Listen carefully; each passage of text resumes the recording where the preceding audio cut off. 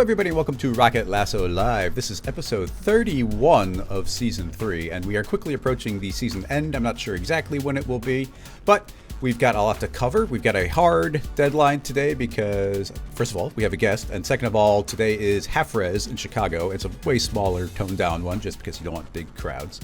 And I've got a hard deadline to get out and go do that. But to introduce my guest today, we've got Rick Barret. Hello, how's it going?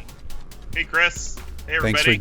Thanks for joining us again. As always, every time there's a new version of cinema, I've got to put you on the schedule. So I know. I'd love to be here.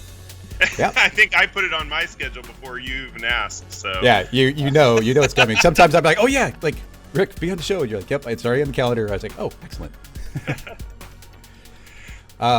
So everybody, if you have questions, we're going to be focused pretty much entirely on R25 today. So feel free to put questions here. We've got Rick, who is one of the people in charge of the software. So we've got the right person to ask your questions. So feel free to post. I think he's also going to be keeping an eye on the chat as well. And he's got some demo files. I've got some things that I had played around with. But yeah, let's see. Yeah, everybody start getting those questions together if you have any. But in any case, you want to talk about the launch and a little bit of an overview of what you think about this version? Sure, yeah. Well, and I'll just pop in right first of all and say I see Crossfader saying how great that intro animation is, and folks asking like who created it, and that is the splash screen. This release was created by ZAKI. I think it's fantastic. We've had great splash screens, but this is probably the best and most on point to the version, and it's really awesome that now we have been able to put in this animation, as you're booting, so you actually get to see, a little bit of motion and not just a static splash screen. So, so thanks a lot to ZAKI for a really great splash screen for R25. Yeah, excellent. I love the fact that it's animated now. It's a great little detail. It's the little things that matter. Would you like, I can pop you on the screen for your desktop if you want to maybe start talking about stuff while we see if anybody comes in with any questions. Yeah, so I mean, a huge product launch across the entire Maxon One family of products, yesterday, and I know folks here are going to be most interested in Cinema 4D and Redshift, but some great stuff across the Redshift, the Red Giant products as well, like integrating a lot of the form functionality into Trapcode and the Predator Prey functionality and the integration of Bang. So definitely check that out. And of course, we've got the 3D motion show going on, as we speak. And obviously you're not there, you're here, stay here. That's good. But you can go back and watch the 3D motion show archives after the show. And there's more great content on Cinema 4D and all of the rest of the updates across the product line. But we're here to talk about Cinema 4D and R25. Is available now, shipped yesterday. It's available in your Maxon app. I've seen a few questions just to let everybody know you can, it says update there in the Maxon app, but that will install it to a separate folder. So you can still have 24 installed at the same time and jump into 25 and start playing with this new interface. I know it's going to take folks a bit of time to get used to, but it's a great new modern look for Cinema 4D. We've tried to focus on, minimize some of the distractions, give you a nice big viewport, and really put more focus on your artwork. So definitely check it out. And I don't know, I'm just trying to look and see if there's any questions starting to come in. Yeah, let's see. Crossfader asking, with common concerns about high contrast in the new UI, do you foresee there being an adjustment for it in the future? Yeah, I mean, the guidance that we gave UX on this was to get it to a point where we wouldn't have to make dramatic changes for a while now, because I know that it's jarring for folks to change interfaces, and also it's especially jarring for Chris and our other tutorial creators who end up having to redo a lot of their content. And so we're hoping not to make dramatic changes to the UX for a while, but things like some of the contrast things, we're going to continue to listen to users on that, and I can imagine there will be some little tweaks here and there to improve things overall. And then, I guess if you want to show the tabs and then the quick different layouts and then the new layouts, or the ability to go to the legacy. Yeah. So probably my favorite feature of R25 is this ability to open up the various document tabs. I mean, this is something that I think we take for granted as C4D users the ability to have multiple documents open at the same time. A lot of 3D applications don't allow that. And Chris, I know you've had that experience like me where you'll be demoing at a trade show and all of a sudden you look at your window menu and you've got 50 different documents open. Oh yeah, because of the 10 presenters before you. Yeah. Yeah. But this is awesome because it makes it really obvious to see what documents you have open. It makes it super fast to switch between them. It's got all of sort of the types of affordances that you're used to from web browsers. You can duplicate a project really easily. You can open it. You can show it in the Explorer. Show it in Explorer is a really big deal. Like, it's so hard to go find it's like, I need to copy this material from one place to another. And it's like, oh, just right click and open it from the folder. Right. Very handy. Yeah, and we've made it super easy to switch between various layouts just by clicking these tabs over here. And you can see that my list is a little bit shorter than yours probably was. We've actually made it so that you can go in here and choose which ones you want to see. So you can get some out of the way if you're not going to use them very often.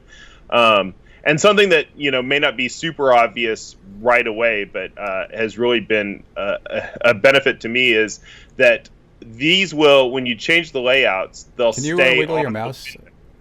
I'm not seeing your desktop update right now. I saw you going between the tabs. Are you moving? Oh, really? Yeah. It suddenly seems to have frozen up. You're still moving, but your desktop is. Oh. Wait, let me try. It looks like I'm not sharing right now. Here, let me try sharing again. Maybe it didn't like the change.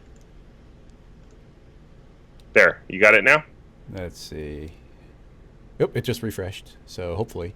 Okay. Yeah, okay, there you go. You're live again. Yeah, I think I was sharing Cinema 4D and not the whole monitor, so probably when I changed layouts, it screwed it up. Oh, that makes sense.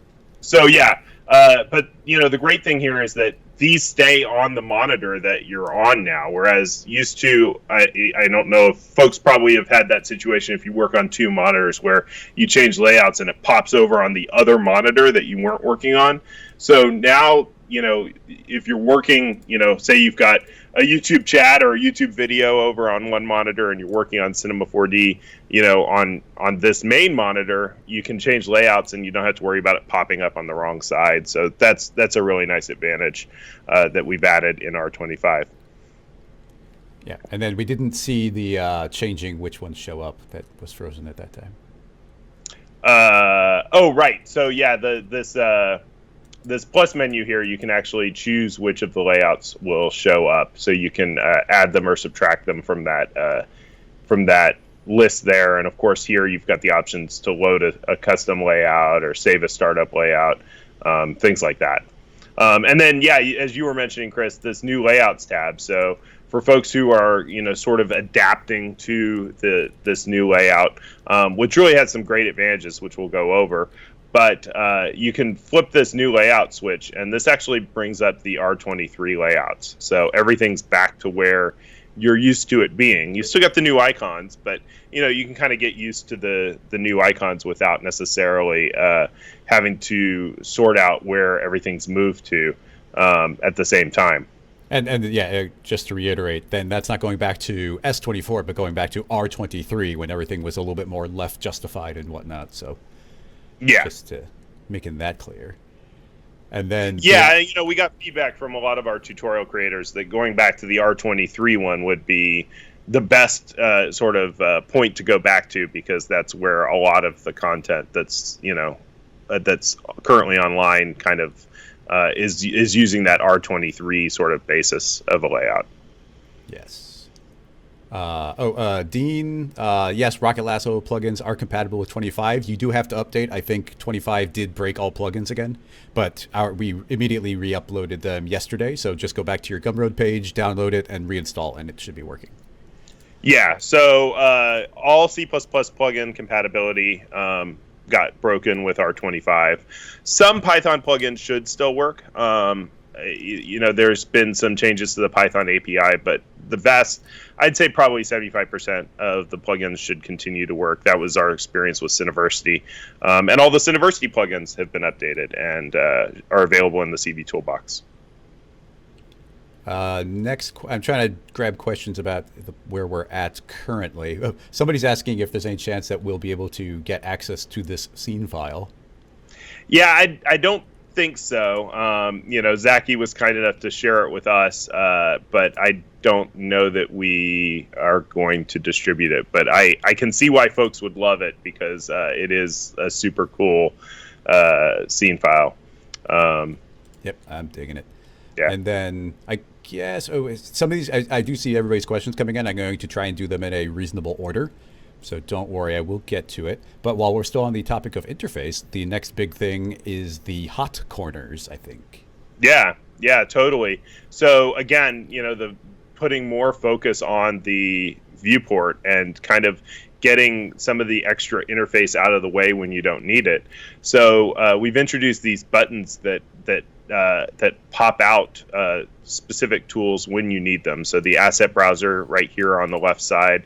Over here on the right side, you can pop out the material manager. And this new material manager, having it over here makes it's a super convenient place, because, you can put it in list view. You can see a lot of your materials. You can see the entire name of the materials. And you can really easily drag to the left or to the right to drag those materials into the viewport or the object manager. And then, of course, you've got options down here to switch into icon mode if you prefer that. And you can change the size of these as well. Then moving down the hot corners, we've got the coordinate manager here, which is now non-modal. It doesn't have that apply button anymore. And we've integrated the reset transform option right here, and our new virtual sliders, which we'll talk about in a minute. And then over here we have the timeline that pops up right above your power slider. So when you need to tweak an F curve, or you need to dial in things a little bit more with the timeline, you don't need to switch layouts or pop out the timeline, and have it sort of as a popover window. You can just pop it right up from the bottom. And I'm seeing some comments that folks have already worked with the UI for one day and won't switch back. And, I think that's the thing. It can be a little bit jarring to look at it at the beginning and to say, oh, now I've got to learn a new interface. But, man, it takes, a few days, a week, and then you go back to old Cinema 4D to 24, and it just doesn't look, clean and modern anymore. It just looks old. Yeah, it's like whenever you get a new phone, it's like, okay, well, I got the new phone. It's not too different. And then one day you pick up the old one and you're like, oh, look at this brick now. What was I even thinking? Totally. Somebody said that ZAKI actually sells a very similar scene file on their Gumroad for $25. So if somebody puts a link, I'll share that to everybody. The the hot corners are great. And then I really do like seeing the material manager vertically, because all the time the names would get cropped out, and now you can see them so clearly, like a nice long list of names. It's not like you need a giant icon to represent it. Sometimes you want to see one for it, but really at a glance, that's all you need. Right. And then sneaking in that ability to right click on an object and apply it directly via the drop down is nice. So you don't even have to open up the material manager if you've already got them. When you right-click on an object in the object manager. Oh, yeah. At the very bottom. I have to keep on moving us around with the interface. Oh, yeah. Dude, you just taught me one. I didn't even realize they snuck that in. Yeah, so you don't awesome. even need to go into... You can make new materials by right-clicking on any object, or get a list of the existing materials. Yeah, I remember somebody saying that was in there, but that's the first time I've actually looked at it. So yeah, that's a really awesome new feature. And then let's see. Yeah, what do you? I guess what do you think is next? Feature wise, trying to think if there's interface stuff we haven't really talked about yet. There is a question sort of on the topic that Chad Ashley has been talking about. The virtual slider is really tough for Wacom pens to interact with. Is there any way of controlling the sensitivity of the slider or something in the future? We did get some feedback on that. It kind of came a little too late for us to react for the release version, but we'll be looking to sort of dial that in a little bit better, I think, for Service Pack 1. But yeah, those new virtual sliders are really cool. I have heard that feedback that, you know, they're not quite dialed in for tablet users, but the ability to just jump over here and start dragging to adjust your values is super nice. But the part of this that I love the most actually is the ability to put your cursor in here, and based on where your cursor is, you can use your up down arrows, and that's going to be how big the change is made, you know. So you can dial by ones, tens, hundreds, and then once we get to thousands here, we can start going by thousands. So you know, this I think is a super cool little thing for you know, there's all these things that are like all these numbers everywhere on the interface always, right? And this kind of, I think, brings some of that Cinema 4D playfulness to the numbers, because you can just click and drag them without necessarily worrying about the value. Mm-hmm. And you can easily, you know, sort of, I want to make big changes or I want to make small changes. And, you know, I see you all the time, Chris, going, you know, 666 or 999 or, you know, oh, yeah. And trying to sort of dial in that sort of that random number that's big or small. And so I think this kind of helps with that type of a situation. Yeah, I definitely find myself just dragging rather than aiming for the slider. I do find myself just reaching for that. What's the name of that? Like just click and drag on it, like interactive slider? I think it's called virtual slider or interactive slider. Yeah, I don't know. Virtual slider. Okay. I probably made up a name for it, and I don't remember what it was. VE Change is asking if Espresso had any changes. I don't think it did. No real changes to Espresso. You know, a lot of the focus is on the C nodes interface and the capabilities there in the C node system. But no, nothing on the Espresso side of things. I think somebody mentioned, I might have bumped into this myself, that the right-click search might be broken in Espresso, but I'm not sure about that. I'll have to check that out. But let's see what we get next. I just posted a link to ZAKI's scene on Gumroad, so if anybody wants to check it out, you can go do so. Yeah, you know, you mentioned right-click, and that made me think about, you know, these search boxes that we've added, which are super cool. So, you know, you just right-click, and if you're trying to find, say, the compositing tag, you don't have to go find it anymore in that menu. You just right-click and start typing compositing. Oh, I didn't know that. And you have that in the materials too. You can in this texture pop up here. You know, if you're just looking for the checkerboard, you just start typing, and it pops right up. Oh, okay. So that's the functionality that is in scene nodes, but now kind of in all these different menus. That's cool. Yeah. We added it for scene nodes to be able to, you know, wade through sort of the ports and options there a little bit better, and then we realized, heck, this would, you know, be really useful everywhere. So we started putting into more and more of the pop-ups. And then the dynamic palettes, we didn't really talk about those yet, but, you know, you've got the option now. This left palette, you know, is going to dynamically change based on what mode you're in. So, you know, if you're in the point mode, you're going to get point-related tools. In edge mode, you're going to get the edge-related tools, the polygon, etc. And then the object mode, you know, the really nice thing here is that, like when we introduced the placement tools in 24, we really didn't have a place in the interface to put them. We kind of had to cram them in. Mm-hmm. But, you know, this makes perfect sense. You know, when you're in object mode, you're going to want to place objects. So, we finally had a place to put them. And so this dynamic palette allows us to make much better use of the interface. And again, I think it allows people to stay just in the standard layout more. They're not going to have to jump to we made it easier to jump between layouts, but I don't think they're going to have to as much. Switch into the modeling layout, for instance, because more of these tools are immediately accessible here. And I think you showed on your video, but the only place we're really using this is with a document mode filter, but it actually also can change the palette based on the currently active tool or the active object type. So, there's lots of options there if you want to dig in and start making your own optimized layouts to sort of tweak how palettes are going to show up based on the object, the tool, or the document mode. Yeah, I don't think people are going to edit their interface in a very advanced way very often, but I did find it very intuitive to set it to the active mode, and it's almost like you can't mess it up. You just make whatever tool you're in, any buttons you drag in, they're going to be there when you're back in that mode again. So yeah, I did find that very intuitive. There's a couple questions coming in about assets going into the content library. And let's see, somebody's asking about Redshift materials. And then somebody was saying that the LIB4... Yeah.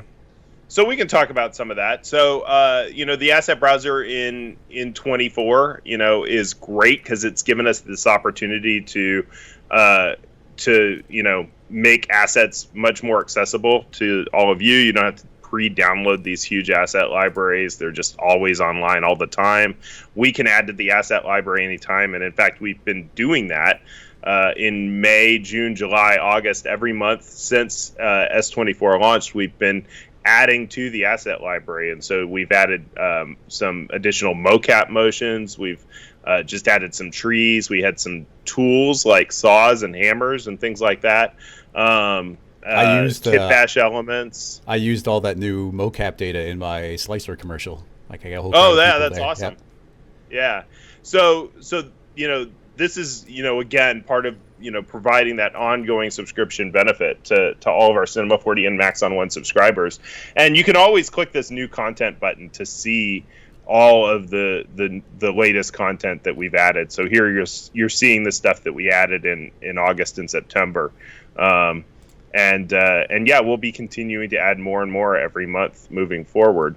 If you have an old content browser library, you can bring that into the new asset library. There's an option right here in the Create menu, Import Legacy Lib4D. And you just go ahead and click that and choose your Lib4D, and it'll bring it right into the content browser, or into the asset browser. Yeah, I had somebody commenting yesterday that the old content browser is now gone, and I didn't even realize it was gone because I like the assets browser so much that I've already completely moved my workflow into that. So I didn't even realize. I recorded the entire video and didn't realize until yesterday that it was even gone. Yeah, and the main thing that was holding us back was getting the preset system built in. And so that, of course, was one of our big efforts for the 25 cycle, getting all of these presets built in. And I'm sure we'll talk more about the preset system. But yeah, now everything can be in the asset browser. We can deliver more assets to you on a regular basis, whether they be presets, objects, or even capsules. So yeah, super excited. I saw that some people are asking about Redshift assets in the asset browser, and that's definitely on the list. We're continuing to work each release to bring Redshift, sort of tighter into the Cinema 4D ecosystem, and that's definitely something that we're going to be working on here in the coming months. Actually, I didn't even end up bringing it up in my video, but there's a couple tiny integrations with Redshift a little bit more closely, isn't there? Like some stuff with lights and maybe the camera. I wasn't clear on the camera. Yeah, the camera isn't in there, but okay. the lights we do have the option here within any of your classic Cinema 4D lights. You have an option to convert that light to Redshift. And it takes and converts all of those classic C4D light options into a Redshift light. And there's been some work to, sort of like in 24 or concurrent with 24, we worked on the render settings. We've got some options now in the, we sort of reworked the UX of the Redshift light. It's very soft touch, but just kind of trying to put things in a bit more logical order and a little bit friendlier for folks. So there's that, and then also we've started to integrate the Redshift items into the menus. So you'll see here when you go to the light menu, you get all the Redshift lights as well.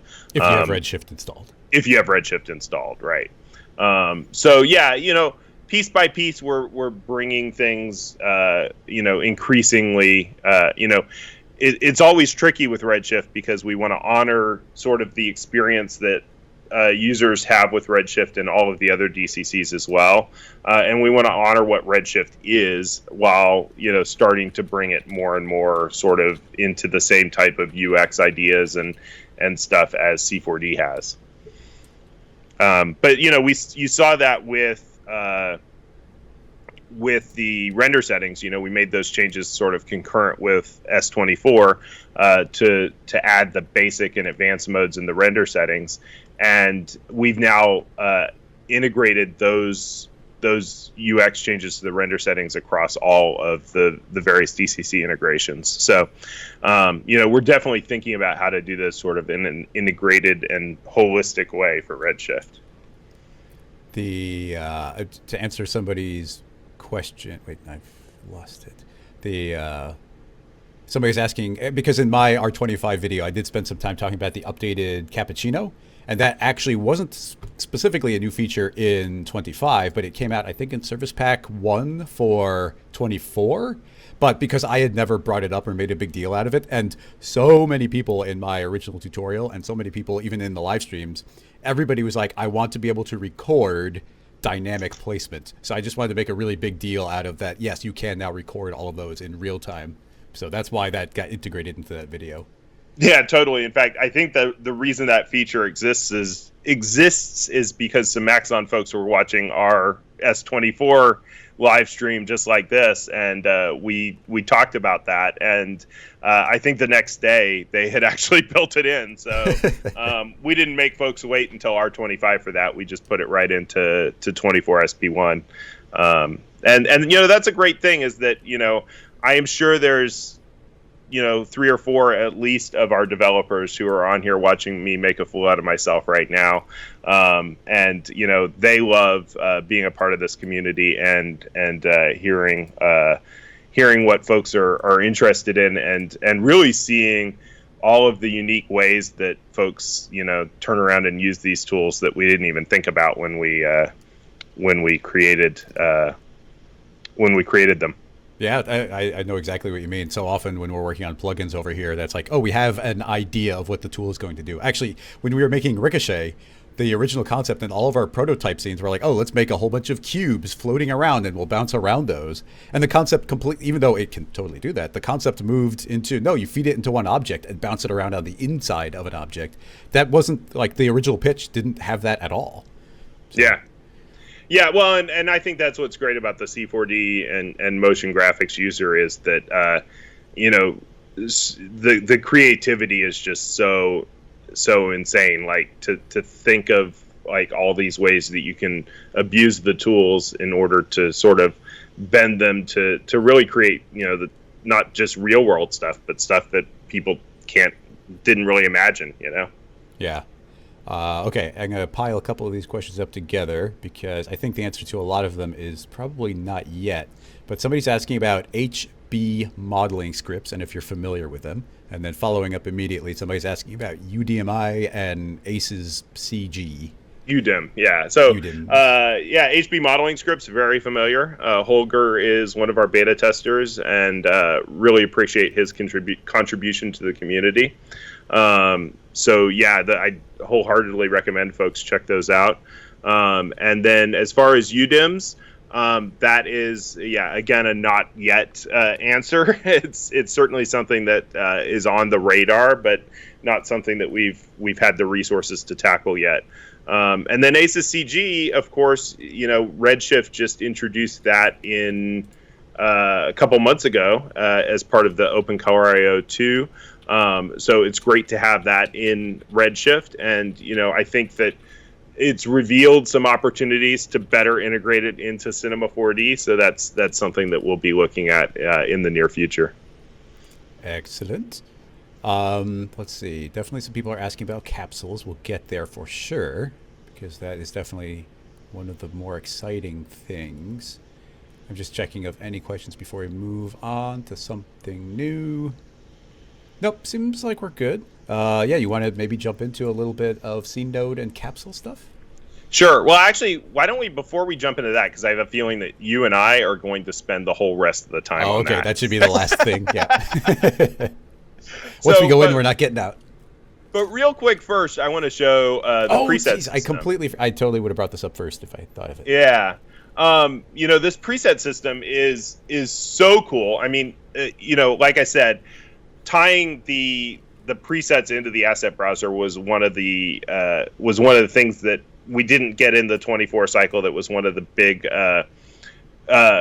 asks for 25, so that we could integrate all the presets into all of the keywording and the fast searching and all of that we have with the asset browser, and being able to distribute the presets on an ongoing basis. And so, we added all of, the standard presets and the ability to go in here and go into a gradient, and, you've got your typical load save preset. Of course, when we did that, we also made it so that this pop-up, is searchable. So, as you start to have more and more presets, you can easily filter it down to the ones that you're looking for, which is super cool. That's just a mini version of the asset browser, right? Totally. And that, of course, all your color swatches are in there as well. Really, all of those typical preset types that we've had historically with Cinema 4D. But the really cool thing was that as we were looking at how to integrate the sort of set as default behavior, which was using the content browser, it was there. This opportunity arose to make a really powerful system that will take any of the things with attributes, objects, tags, tools, and make it possible to create multiple presets for those things. So we've got this new drop down here in the asset browser, or in the attribute manager, that you can just drop it down and really easily choose between multiple presets. And so if we wanted to, sort of create our own, let's try Hebo. Good old Hebo. Or I don't know. It's Gibson. We need to make these bigger, I guess. There we go. I feel like I'm picking fonts that aren't working. There we go. There's one. So we can go in here and maybe change the bevels, and maybe we save this as chiseled, And now we can easily apply chiseled text, or we can jump in and try different font styles. But this isn't limited to fonts, of course. But this sort of has seemed to be a very cool way to show off the capabilities here. I think that this is one of those things that as folks start to use the system more and kind of get it through their head that they can do this, they're going to start building out this huge library of presets of, like compositing tag, for instance. I can't ever remember how do I make a matte object or a shadow catcher, what combination of checkboxes. Now we can just have a preset for that. Yeah.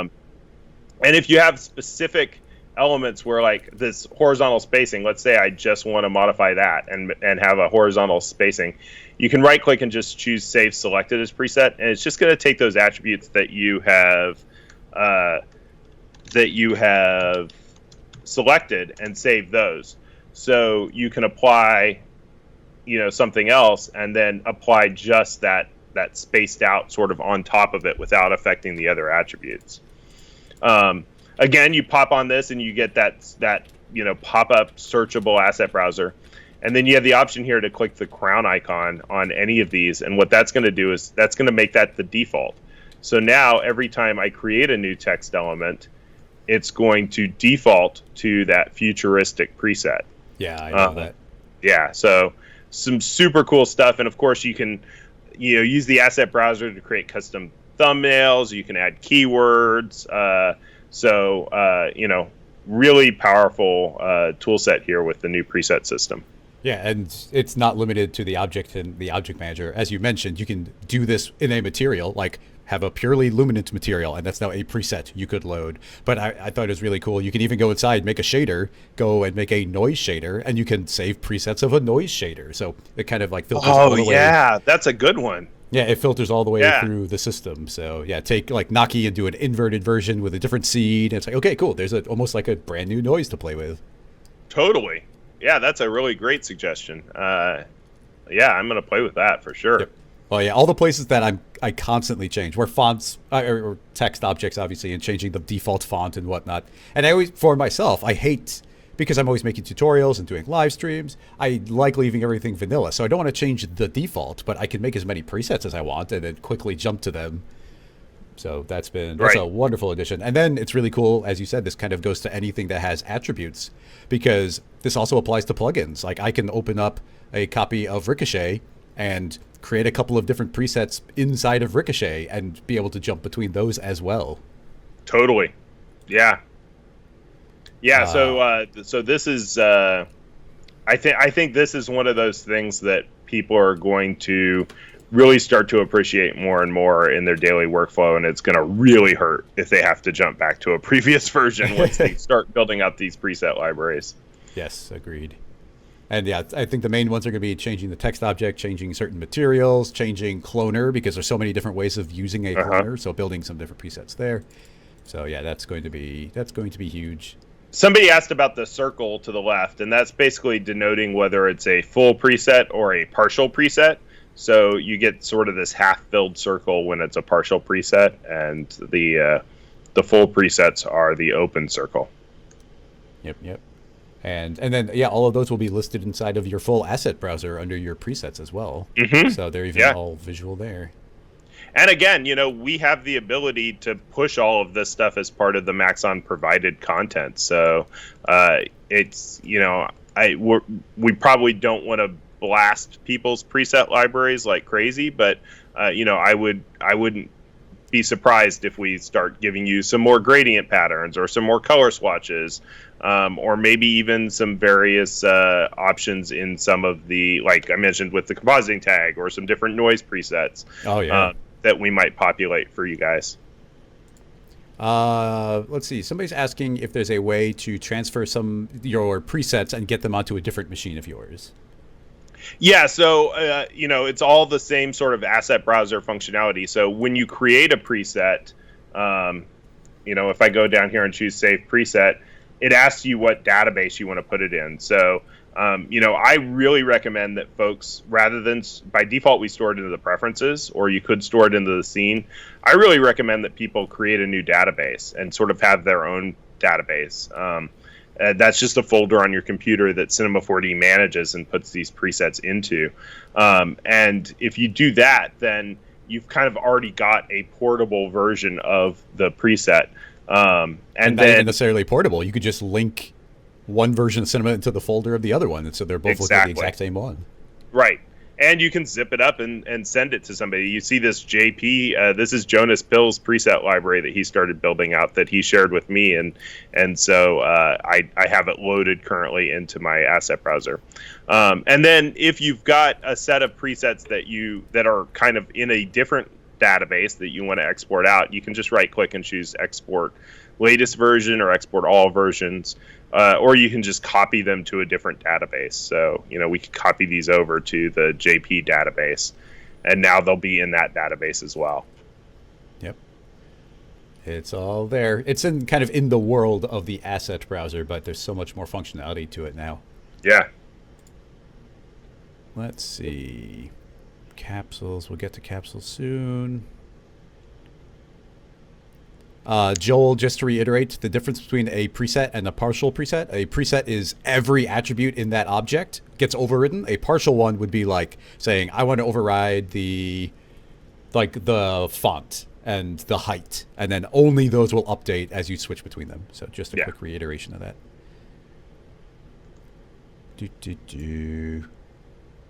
Yeah, presets. Yeah. You could definitely link into them with new versions, so they shouldn't die. Through different versions. I think we kind of covered it, but question about whether you'd be able to easily move the presets to later versions. This is the asset browser is our format for assets that obviously we use ourselves to deliver assets to you. It's going to be a consistent format moving forward. So absolutely, you can anything that you create is going to work in future versions as well. Let's see. Nicholas is formally requesting an official Maxon drop to floor plugin which Ah, that would be good. But I know that we have a way of doing something. But that would be a transition into capsules. into Wouldn't it? capsules. Yeah.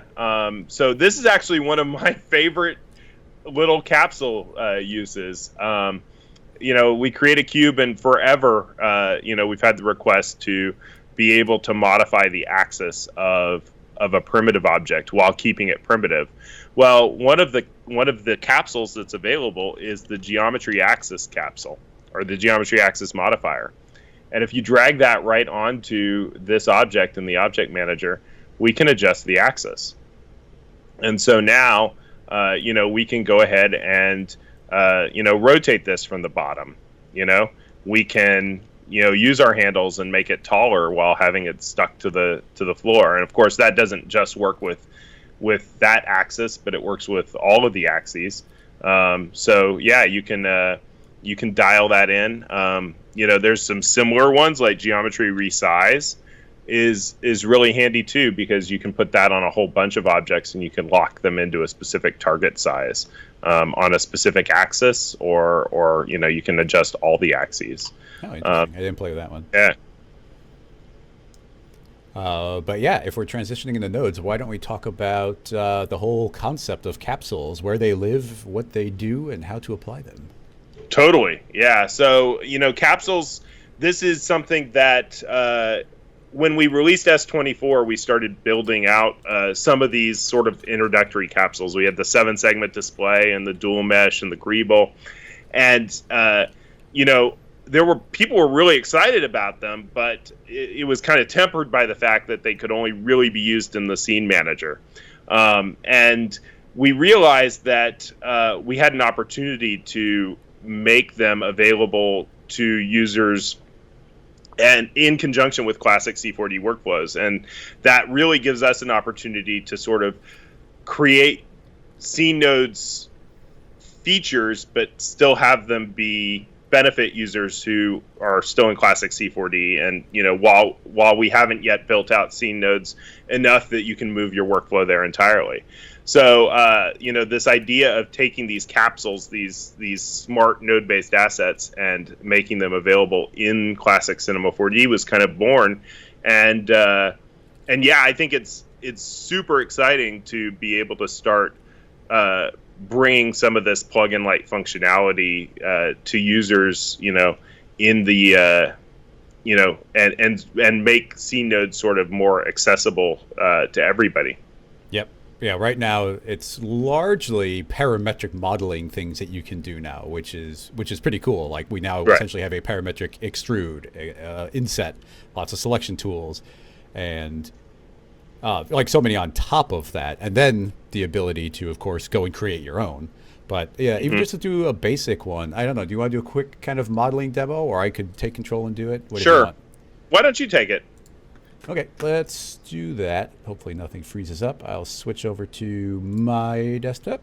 Right now, this is a pinball machine that I've been working on for tonight's half-res. So it's a pinball machine that works entirely inside of Cinema 4D with the arrow keys. I'll just spend a split second and show.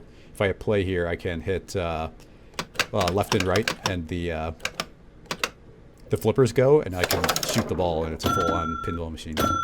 So that's fun. But I'll pause that. That's what we're looking at today, although I did update it to be in 25. Okay, so brand new scene file. And you can always hit this little plus button up here and open up a new tab now. And actually, I made my own. Well, I don't need the new layout for this. Opening this up, I can move into the nodes tab. And now we've got a giant list of all the nodes inside. But I'm not in the scene node workflow at all. So keeping it very simple, I'll make a disk shape, hit NB. And let's make a couple of extra subdivisions in here, just for fun, and let's modify it somehow. So the main folders you'll stick to for right now are going to be the geometry modifiers, and I like putting this in list view and shrinking it all the way so you can kind of see all the names, especially since there aren't really custom icons yet, or there's only a few. We're going to be sticking around with the geometry modifiers and the geometry selection. When we're talking about modeling, that's where we're going to stay. But we can do more, which I'm sure Rick will show us some of that. But to begin with, we got our geometry modifier, so we can use anything you see here. As a very basic one, here is solidify. So If I drag that in as a child, as a parametric modifier, it's kind of like a deformer. That's the way I've been thinking of it. We have now got thickness on this. It's kind of like a parametric extrude that's closed the cap, or as we always did in the past, using a cloth NURBS. But now we've solidified this. But let's delete that. We don't need that. And instead I'll do an extrude. Can I drop it directly on there? Okay, it creates it, but as a child. Okay, so that's now extruding everything. An important thing to note, you can tell because it's messing up the Phong, if I go down to the bottom, every individual polygon is getting extruded, but there's a setting inside of it, which is, let me turn off the safe frames. There's a setting inside of it for use islands, which is great, and that means everything, it kind of melts the walls away in between them.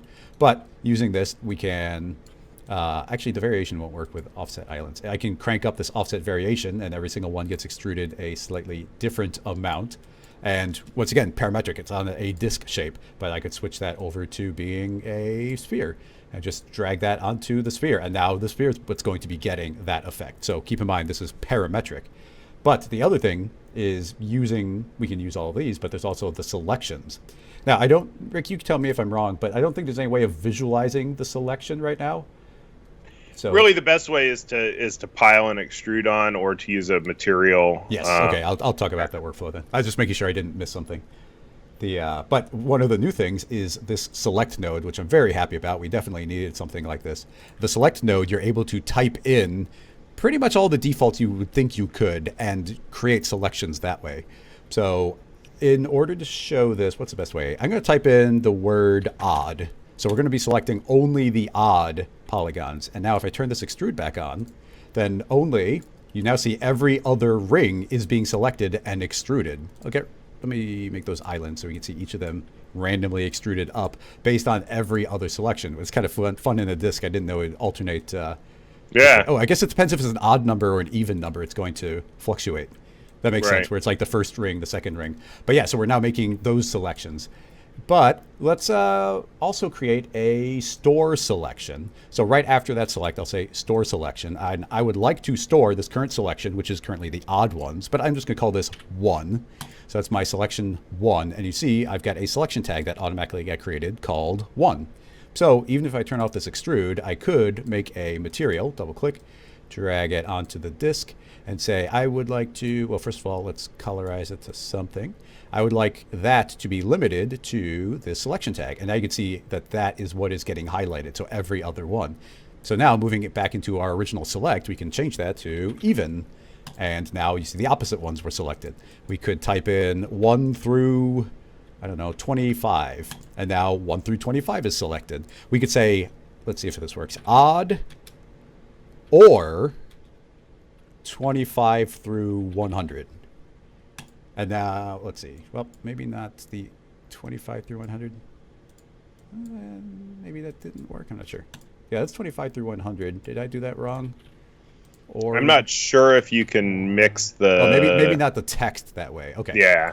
Okay, well, we can. Yeah, but you could say 25 Chris, through 100. Chat's asking if you can move our heads away from the object manager. I'm not sure where you can put them. Yeah, there's not a great spot these days. I'm going to go in the bottom left. I don't think that's terribly important right now. Yeah, I've been moving us around the entire time you were talking. We need to make a more live stream friendly layout with a spot for chat heads. Yeah, totally. So, yeah, okay. Well, now I'm selecting 25 through 100. I can say comma 200. Or comma 200, comma 150. And, is it comma? Maybe it's not liking my 25 through 100. Am I doing that wrong? Because that is working, comma. I could have sworn I did this in my demo. Your screen's so small I can't quite see it. Yeah. Okay. But yeah, those are just comma, comma, comma. And then I thought I could do comma 1 through 22. Yeah, that works. Hey. I'm not sure what I was doing wrong. But yeah, you can see I was able to do individual ones and then something through a list, or we could do the odd ones. And we'll make that even more complex in a little bit. But for now, I'm just going to say select all. So I've selected all of the polygons, and then I can do something like a shrink selection and say shrink that selection, and that shrunk, and then it got stored. But that means if I extrude, it's going to be extruding only where I had shrunk my collection. So I could shrink once, and now let's shrink after that again. It's not represented, we're still linking to that earlier step, so we can't see it. But I'm now shrinking by 1. Let me say I'm going to shrink 2 times, so that'll shrink 2. And then I'll do another extrude. And then I'll shrink, let's say, 3 times. And then I'll do another extrude. So I'm parametrically making this series of extrudes. Each one of those could be modified, get rid of the variation, maybe go down into the negative. And yeah, take that entire shape. And now I shall put another select and say select all. So I'm reselecting everything. And then put in the modifier and solidify. And add some thickness onto that overall shape. So now, yeah, now that actually has some volume to it. So the ability to start layering and layering and layering and doing parametric modeling in the simplest way, like, is pretty cool. That is still, I think, probably selecting all. I'll just duplicate that select. I'd probably do things like name this select.all, just so I know that that's a select all. That way it's really quick for me to make a duplicate of it and know that I've selected everything again. And I'm not sure what will work, but I kind of want to melt everything. So let me try and untriangulate. And is there an angle? And create n-gon. Yeah, so now I've melted everything away and created nice clean n-gons on top of it. So, and once again, this entire thing is parametric. I could go back to the original disk shape and modify whatever I want, like modify the inner radius and pull it out. And now it's shrinking from the inside and the outside. Add additional disk segments or make more rotation segments. It's all a big parametric setup. That is, you don't even have to consider these nodes at this point. Like, yes, they are nodes, but you could just drag them directly in, drop them on your objects, and layer them up. Scrolling through some chat.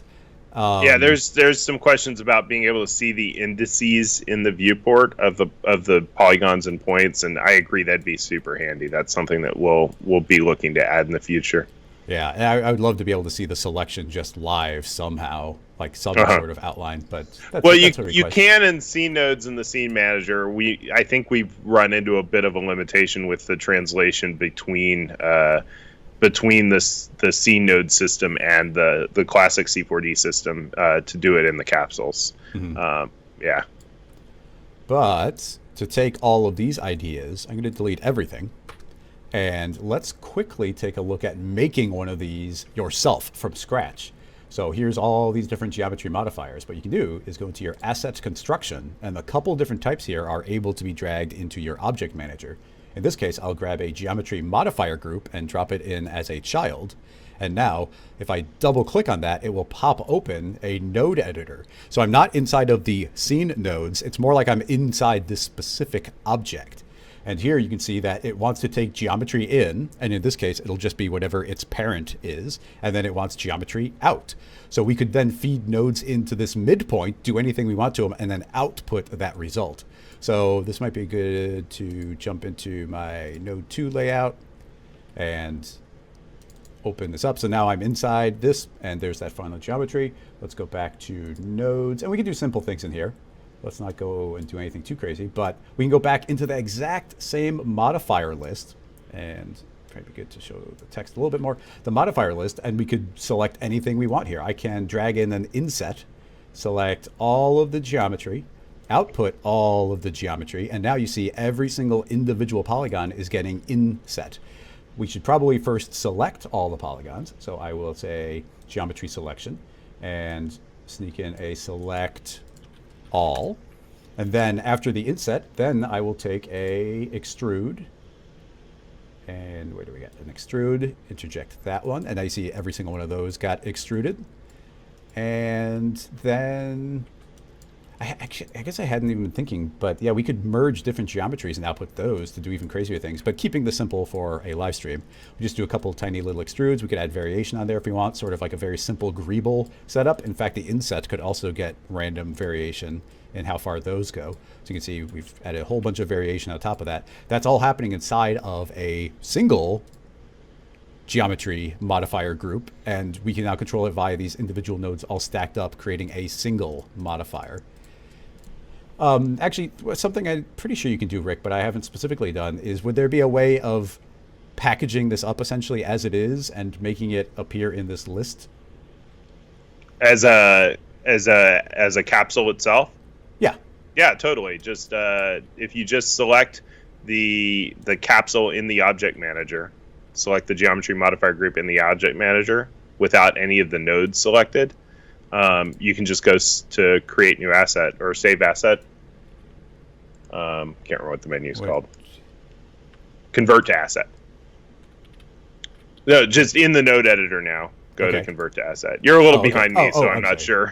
Yeah, apologies. Okay, yeah, that's why I first clicked on this. Is like convert to asset, and it's a geometry modifier group, and I can just call this, I don't know, I'll just say Greeble 2, and hit OK. And let's see. So where might that have? Is that going to be in the preset? Because it was a geometry modifier. If you just search for it, I think you'll find it, but I'm not sure what category you put it in. I've got you in a pretty small screen on my monitor. Yeah, I've got Greeble 2 here. So let's see if I can drag that in. But that got created. Oh, no. Okay. Yeah, I could totally drag it as Greeble 2 in here. I'm just curious how we could put in the menu, because isn't it supposed to be a thing that they can be created or moved around? Yeah, like if you want to put it in your... If I wanted it in this master menu. Just, I think you should be able to just drag it in there. All right, so I'll make how do I make a new one? Oh, pop it out. Or are you saying I could drag it from here into there?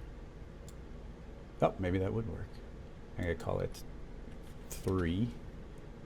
Okay. Doesn't seem to have appeared in there. No. Or find my created one and drag it in. Doesn't like that either. I'm pretty sure there's a process. I just couldn't remember what it was. Yeah. And honestly, it's kind of a little hard for me to follow where you're at, because I'm a few seconds behind you. Yeah. Apologies for that. But anyway, I just wanted to show off a little bit of that quick capsule stuff, because it's pretty powerful. But would you like to take over again, Rick, and maybe show some of the other assets that already got built and the idea of creating that type of thing? Sure. Or maybe even the splines. Okay, swapping back to you. And there we go. And I'm going to move us down to the bottom left again. Okay, you're in control. Okay. Yeah, so, again, some of those things that we had showed back in, or let's do a platonic, because that's more fun. Some of those things that we had shown back in S24, the Greeble and the dual mesh, so going in here and in the geometry modifiers, we can apply a dual mesh and we get this really cool, effect of kind of a, I don't know, it's kind of a dual, I don't know, it's a dual mesh effect. How do you describe this? It's kind of like an organic atom array in a way. Yeah, exactly. And then, same thing, you can pull in the Greeble. Let's turn off the dual mesh real quick, and we'll turn on the Greeble. I actually made some, the Greeble's one that I made, and I actually made some tweaks to it in this build. So now it has this new mode that's sort of using an interpolated mesh plus weight, and that allows you to, adjust it and not have it sort of, it's not as finicky, I guess, as it was before. So yeah, you can create all of these different Greeble effects. And then, of course, you've got all of sort of the typical modeling operations, chamfering, insetting, beveling, the subdivide. We've also got some capsules that are pre-built here for like, we've got one for grass, which doesn't want to drag over for some reason. But also this atom array. So this is something where a user had actually asked me, hey, could I get an atom array like we have in classic C4D, but I want to be able to rotate the bars, the cylinders. So, if you take these rotation segments down to 4, and actually being able to rotate the orientation of these. I see. And, that was something that I didn't even have to ask the developer to build. I just, we just added it into a capsule. And, as we built a new atom array capsule. And then, we introduced the splines with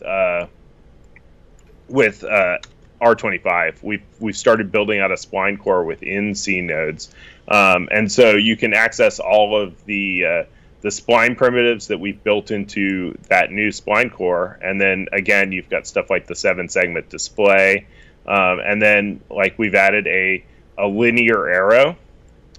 So, you can adjust the width of the arrow. You can adjust the length. We've got, sort of different tips that you can apply on the ends of the arrow. And then, by the same token, a radial arrow, circular arrow. So again, here you can dial in, your preferred arrowheads. And, again, these are the types of things that maybe wouldn't have justified, programming a primitive for before, but it's really easy to distribute these as capsules and provide these things in, object-like functionality. And then, we've got one that users asked me for a whole lot, surprisingly, the segment, basically just the idea of a straight line. Looks like let's see here. Basically just the idea here of a straight line, which doesn't seem to want to be selected here for some reason. It rejects. You can make it from scratch in the capsules. That's the only way I've done it, but yeah, I actually didn't realize that the spline primitive was even here as a collection, or that there was extra ones in there. Yeah, we may have hit a little opportunity for improvement there. But yeah, the ability to do just a straight line. So building out these spline primitives, building out custom mesh primitives is something we can do, moving forward. And then, yeah, all the geometry manipulations, I think, are the most fun thing right now. Something that folks, do a lot is just trying to select, all of the elements that face in a certain direction, Oh, yeah. And so you can select facing, and then you, again, just go in and pop a store selection in, and we'll store that as 1, and then go ahead and, create a material, and go ahead and filter it, and probably because this is a platonic, I need to increase my tolerance. So yeah, you can really easily get just the polygons, on the top, the bottom, adjust your tolerance and opposite. And of course, you can stack modeling operations on after this. So we can go in and say, let's extrude that. And, maybe inset it. Pop that, before the extrude. So again, just like you showed, this proceduralism, fun procedural modeling, that we could do with the scene manager, and everybody was craving being able to do with the object manager, and now with capsules in classic C4D, it's possible. Yeah. Sorry, I'm reading some of the questions again.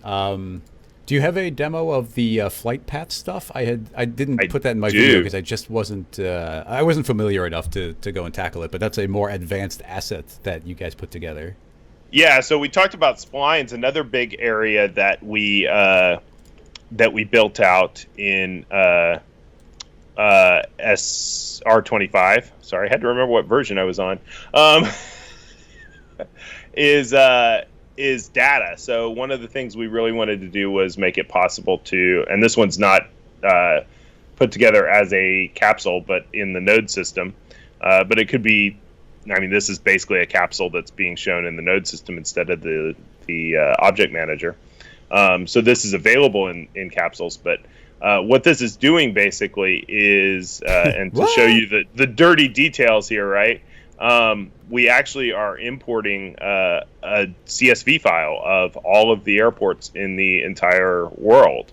And then I've built out an asset here so that you can, adjust the radius of the globe. You can choose different pins. So like we can switch to that marker, or we can have little flags in each spot.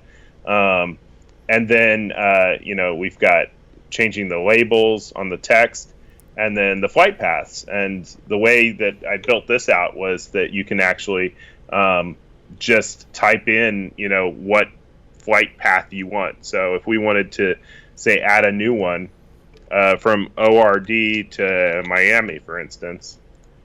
We just click that, and now we've got a new flight path going from Chicago to Miami.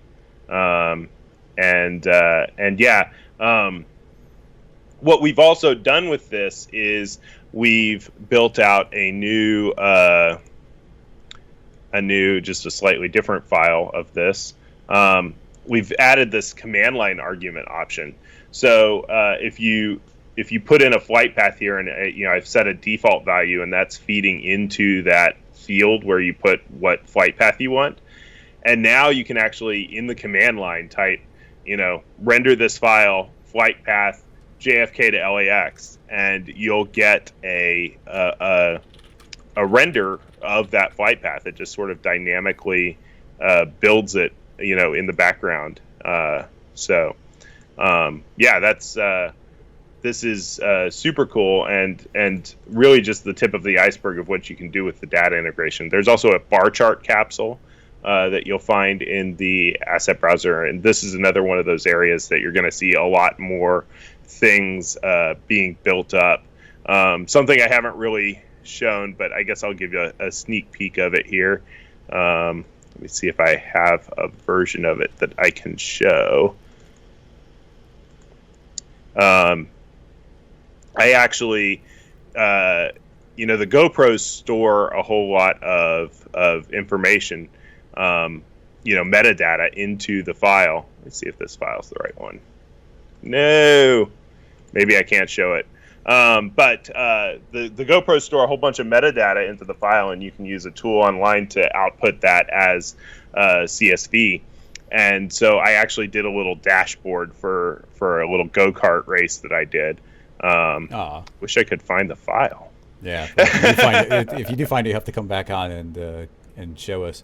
But yeah, I super glossed over it in my overall video just because I didn't have any good demo set up. But something that seems incredibly powerful for a lot of people in like their actual real world job is the CSV importing. And for anybody who doesn't know, CSV is just comma separated values, which I didn't know until like a year ago. It was like, what is a CSV? But yeah, you can bring in that. So yeah, here you can see that it's actually reading how fast I was going. They really limit the speed of these go-karts on the cruise ship, okay, guys? So I would drive a lot faster. But what's really cool is like you even see like the GoPro records the GPS data, and I was able to use that to actually generate a spline path of the racetrack, and show where I'm at. And again, this ties together the splines and the data work that we did in R25, in the same way, really, that flight paths thing does. This would not be possible if we hadn't done the work with the flight paths in order to be able to draw a spline between the two locations with interpolation. So, the data and the splines, folks probably can't see a whole lot of the benefit of that immediately because we haven't had the opportunity really to start building out the capsules that will make use of those. But yeah, these are going to really expand our capabilities. And then I don't know if you have a good demo for it because it's tricky, but it's just something I'm not qualified to talk about. But can you talk a little bit about the command line stuff? Yeah, well, I kind of showed it briefly here. This is basically feeding a command line argument into one of our ports, and you basically give it a name and give it a default value if it's not provided. Yeah, for me, it's such a different world because I've literally never done command line anything. It's like, I guess I know that it existed, but the idea of like launching a Cinema 4D render without ever opening Cinema 4D is the part that I trip over. I get it, but it's also like, wow, that's a very specific job type would find that crazy useful. Totally. I actually was just chatting with one of our users this morning, who some of this global pins asset was inspired by my meeting with him, and does a lot of work for travel shows. Showing flying from one place to the other, and this was basically a big part of that work was here's this city and here's that city, and drawing an animation between those two cities. So yeah, I think that this, for certain types of especially broadcast users, this really taps into what they need on a regular basis. Somebody asked about JSON. That's definitely on the radar. JSON, it turns out, is a little bit more complex of a format than we even envisioned when we got started with the data integration project. CSV is pretty linear and straightforward in rows and columns, but JSON, the tricky part is really just figuring out the best way to let users get at the parts of the data that they want access to. Okay, somebody's asking, and this is a fine philosophical question. Demi's asking about what's the point of having a melt node if we can use the melt deformer on a selection node? But a lot of that is that things are getting built into the world of nodes, and then I'm excited for the day when those nodes are built with the ability to be fed lists of data and be fed arrays and be able to do different things. But yeah, right now there is going to be some overlap, but that's more that this exists in the world of nodes, and now we happen to be able to extract it out and put it onto the object. But that is also an individual node to put into an entire string of nodes. And like you already saw, there's a whole bunch of new ones that we don't have in vanilla cinema. Yeah, totally. And, for instance, a lot of those spline primitives, they're just copies of what we had in Cinema 4D, but putting them in the node infrastructure gives us the opportunity to build things off of them. If we didn't have the text splines, we wouldn't be able to draw text dynamically based on the database, for instance. Yeah, right now, you could go and make through nodes and even bring it in as a capsule, but as the geometry capsule, or I forget what it is, the mesh capsule. Yeah, you could make a brand new text object from scratch that has new properties that only you built in. It's a pre-greebled text. And it's text exists in two places, but they do different things right now. Yeah. And I don't know if you saw it, Chris, but right before the show, I saw that Quasar tweeted he created a procedural bottle generator as a capsule. So you could adjust the height of the bottle and the height of the little soap dispenser part and the taper of the bottle. So some really cool things that I think people are going to be able to create as we put more capabilities into the C nodes architecture, and now that they can pull those out in the form of capsules. I'm looking forward to see what you create, Chris. Yeah, I haven't gotten too much of a chance. I spent a lot of time making it my S24 city generator, kind of bringing it in. But I would love conceptually to break that apart into individual segments of here's the road generator part, and then you'd feed that into the next thing, and that will generate the building part, and that'd be really fun. But yeah, there are so many cool opportunities, and even behind the scenes in the beta forum, I've seen people making some pretty cool things.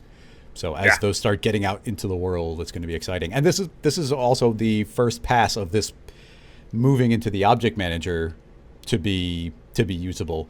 I mean, as far obviously there's a lot of kind of crazy things people could make, but as far as the simple things like the extrude and the selections and the insets and whatnot, should people be comfortable using those in a production workflow and be confident that when they open it in a future version that those will still continue to behave? Yeah, I mean, I think that things inside the scene node system are still liable to change. We're still very actively developing and reacting to user feedback there. But once something gets packaged up in a capsule and it's being used in the classic object manager, we're going to do everything we can to ensure that stays compatible with future versions.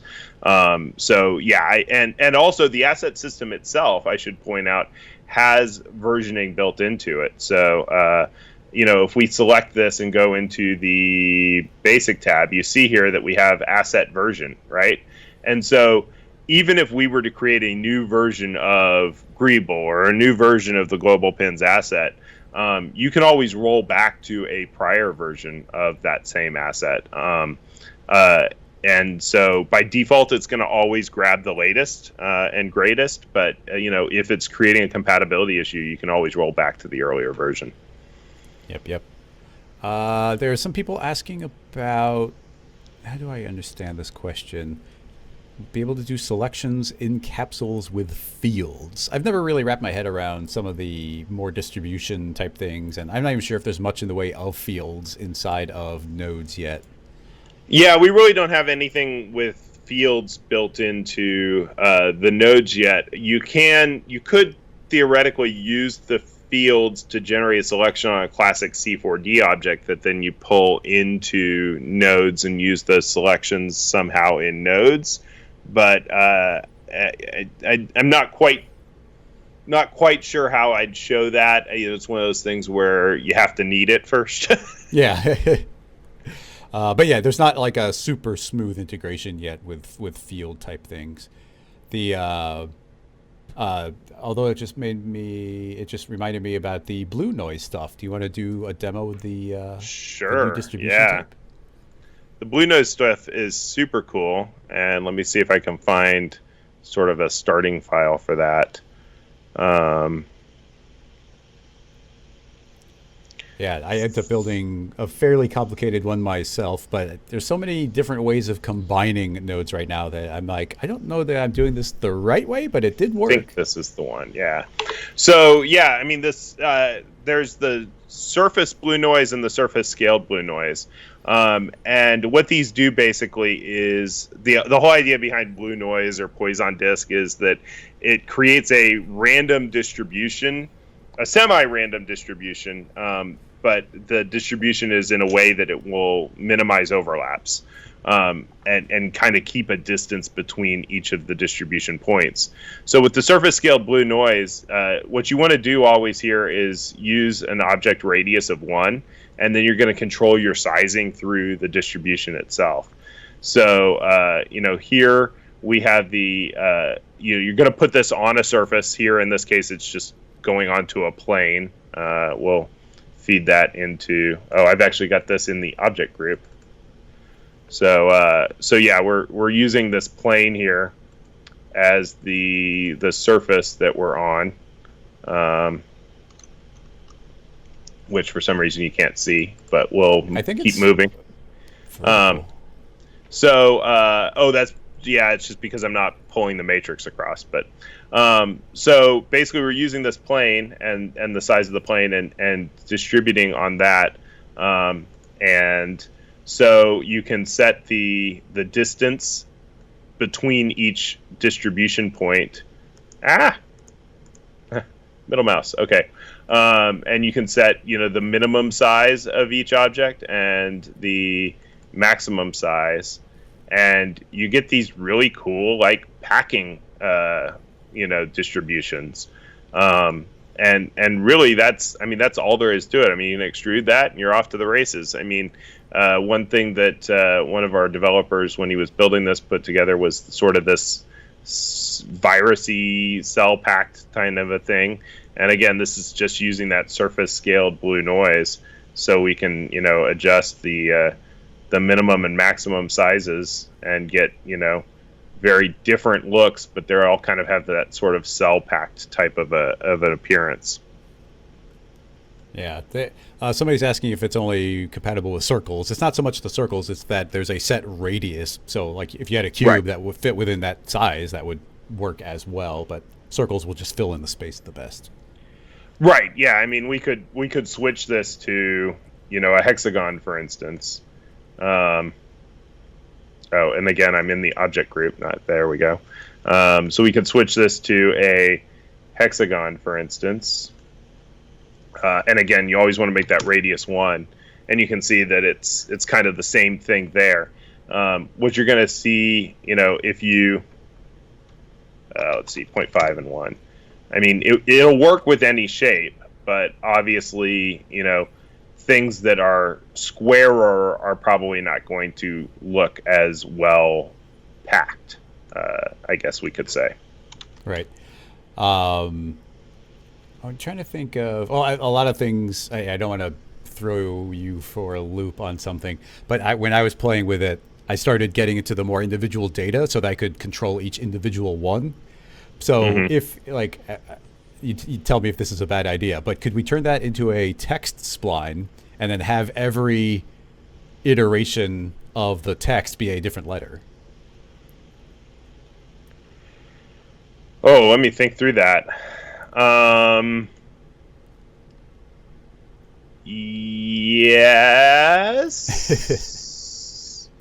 So if we were to make this a text, and obviously this is giving us our matrices. We need to make the height here 1, and we'll just say a letter.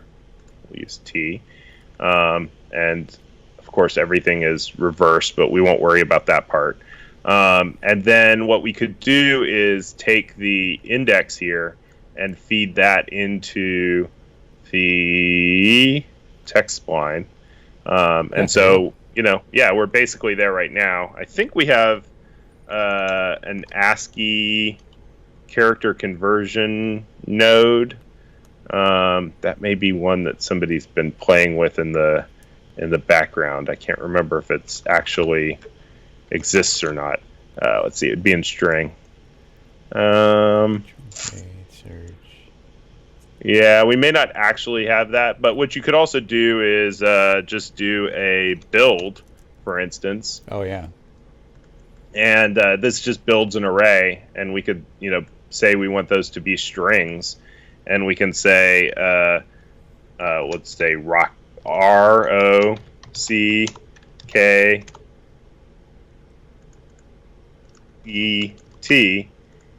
for instance, and then we could get element and feed our array in here and our index in there and feed that out as our text spline. And yeah, Right. It'll cycle through those letters. Because this cycles indexes, then it just keeps cycling through those 5 elements or whatever. Yeah. 6 elements. With the just as because we're here, can we add color to these splines, and would those return different color, or would they keep on being white no matter what we feed in? I don't know if you can add color to splines. I know that if they were objects, you could. Yeah, I just add a color op, and we'll grab a hash. And actually, if you want, can you go through and do a kind of technical explanation about the hash? Because I think it's wonderful, and I have been enjoying using it. And I've been mostly thinking about it as like a super range mapper. Yeah, I mean, it's just randomness with a range built into it, basically. So you can set a maximum and a minimum value, and then it has the seed and the salt. And like you showed, you feed something into the salt, and then you can continue to modify the seed as sort of your randomness, and then it'll just output any of the the common data types, and in this case I'm pulling out color. Or what you could do is you could grab a basic gradient and you could feed a float into the position and the result into the color. Use our fantastic preset system to choose a color palette like pattern 3, and now you can lock it into a specific color palette. Nice. Let's see. Well, since we're here, could we extrude those with their color? What I would do there is extrude them before the color. Yes. So you feed a line to mesh in here, and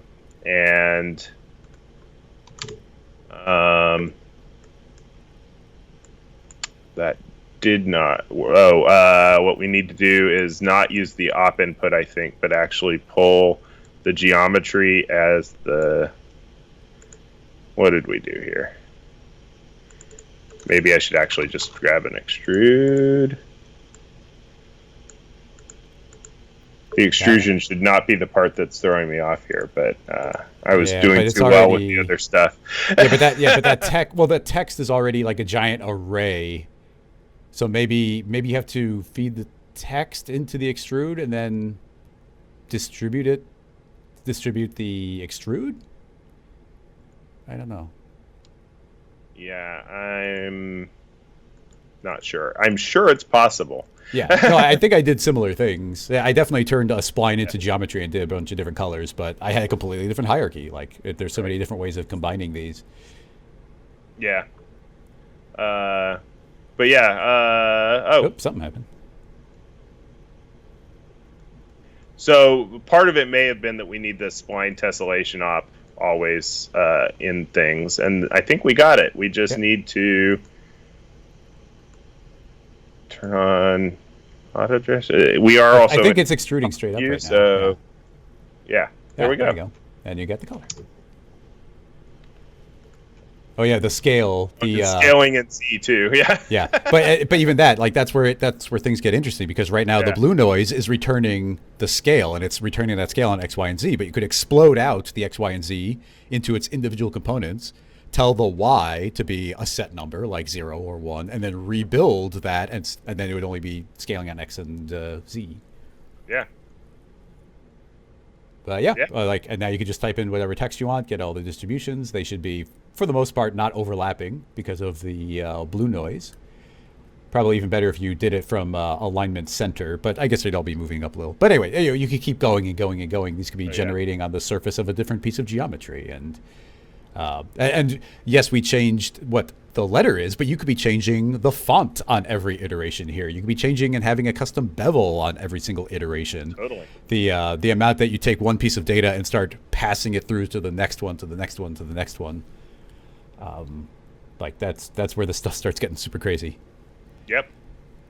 I'm gonna scroll through and see if I can find any questions.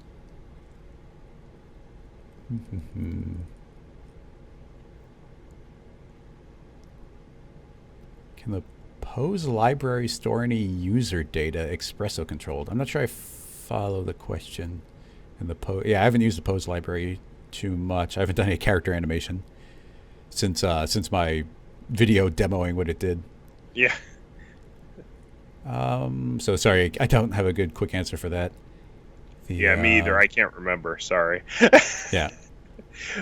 Once we ship a version, that version's kind of out of my head, and I'm on to the next one. So. Yeah, there's just so many different parts of cinema, and nodes are a whole new world. Let's see.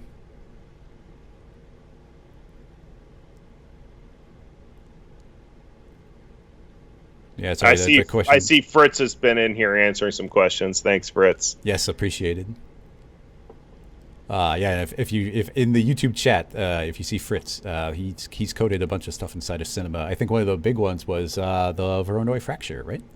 Yeah, and he was also behind the selection string that is super awesome, as well as a whole bunch of other things. So I can't even begin to name the things that Fritz has contributed to.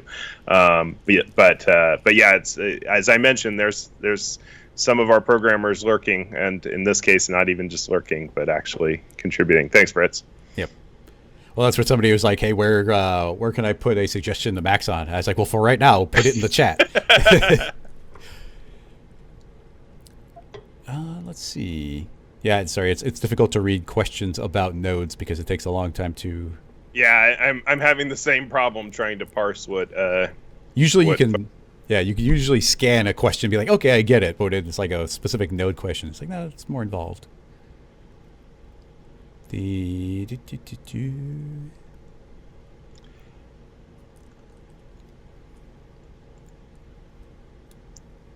Yeah, Chop, that's a good question. I would be, well, he's saying he wanted to have a chamfer with a point selection, because it's really fun doing like bevels or chamfers on a point, because you get like little circles around each point. Right. And driving that through some sort of fall off to drive how large or small they are. I'm certain there's a way to do it, but when it comes to the field integration, I mean, right now we could mathematically do it. We could do that doing math for what the distance from a particular axis would be or something like that. Right. You could build out those interactions, but yeah. Let's see. Yeah, well, if anybody has any other questions, feel free to pop them in. When it comes to nodes, I'm trying to think of some of the other things. I mean, I myself could keep you busy for hours and hours, as I actually already have done, like with node questions. when we get the primitive, we've got the straight line inside of there. They're just actually, I know it's not super crazy complicated, but do you want to just show off the spline assembler and build some basic stuff there? Sure. Yeah. In fact, let me pull up a sample Well, wait. file. I'm going to request that you make one from scratch so we can see it step by step, and then pull up something fancier. Okay. I always show everybody stuff from scratch.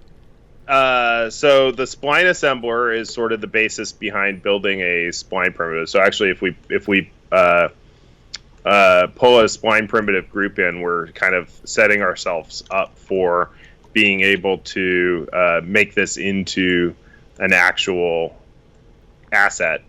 And then within here, we can go ahead and build out whatever geometry we want. So we'll grab a spline assembler. And one of the things that's actually really cool here is the spline assembler actually has a NURBS-based spline. So you actually can control the weighting of each point. It's a new way of developing your splines.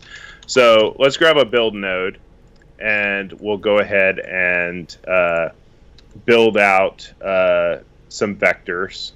So we'll just do 100, 100, 100, negative 100, negative 100, negative 100, 100, negative 100, 100. We just made a rectangle. And we'll feed that into the array, into the points.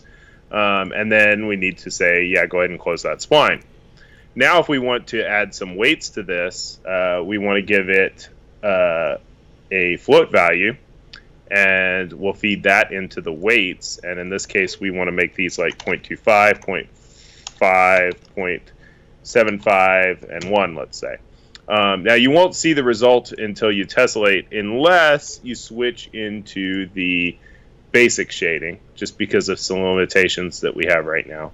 But here you can see that we actually have some weighting on those points. And so you can actually use this to sort of create a soft chamfered spline based on some key points. It's kind of like B-splines plus. This is it really feels cool. like a subdivision surface. Yeah, like a single polygon in a subdivision surface, and you're weighting the corners. Right, and so you could take and like grab a spline primitive, for instance,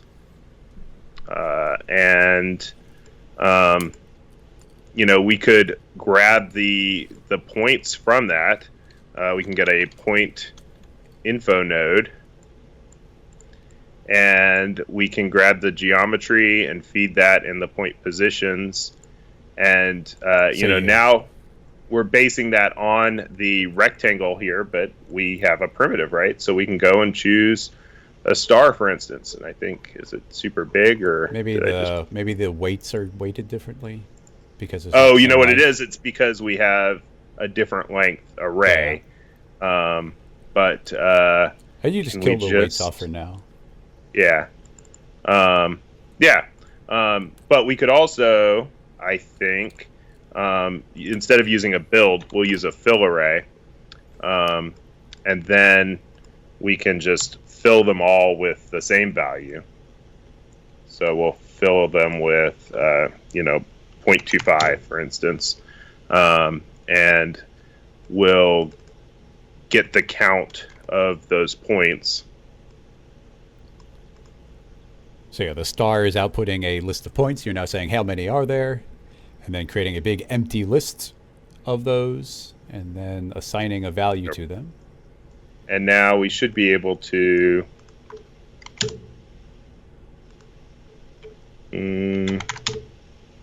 or maybe not. It's not like we may need to go -1. Interesting. I can imagine that I bumped into that at one point. There we go.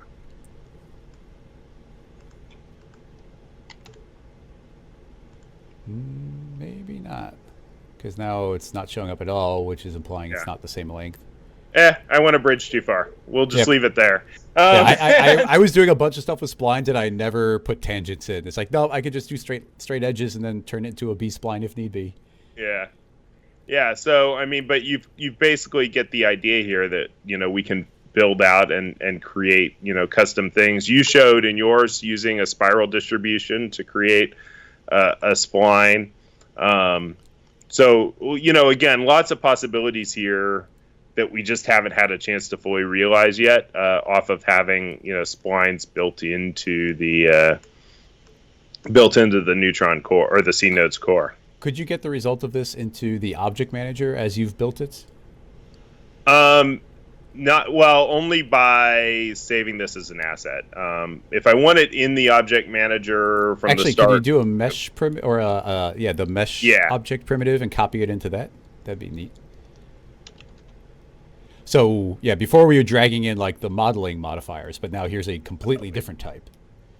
I need this one, the mesh primitive group. So there's currently the spline primitive group can't drag in as a capsule, but the mesh primitive group is basically the same thing. It just, the difference is the tagging, whether it shows up when you choose a mesh primitive in that menu or the spline primitive. If we go back here to C nodes and grab this, copy that and bring it into here. Basically have the same thing there now. Yeah, kill the scene one off so we only see the new. Okay, so now essentially you've created from scratch that spline, and now you've brought it into the object manager, and in the object manager, that is now a real object. So that is a spline that you've made via these points, and you could extrude it, you could sweep it. Could you run like soft body dynamics on it now? That's a dangerous thing. I didn't test it. Yeah. Oh